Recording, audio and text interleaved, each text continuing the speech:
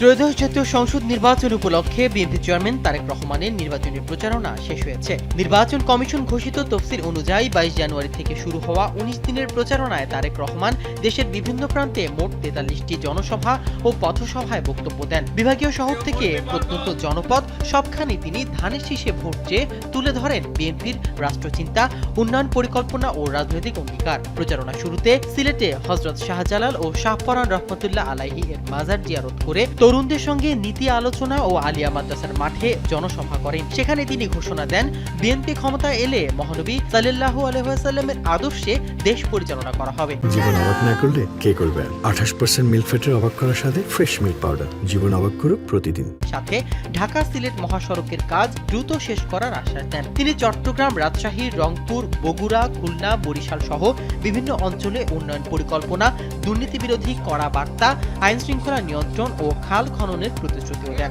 এরপর ঢাকায় একাধিক আসনে ধারাবাহিক জনসভা শেষে বাবা মা কবর জিয়ারতের মধ্য দিয়ে নির্বাচনী প্রচারণা শেষ করেন। সোমবার রাতে রাজধানী শেরেবাংলা নগরে জিয়া উদ্যানে দলীয় নেতাকর্মীদের সঙ্গে বাবা শহীদ রাষ্ট্রপতি জিয়াউর রহমান ও মা সাবেক প্রধানমন্ত্রী খালেদা জিয়ার কবরের পাশে দাঁড়িয়ে দোয়া ও মোনাজাতে অংশ নেন। এখন অপেক্ষা ভোটের রায়ের।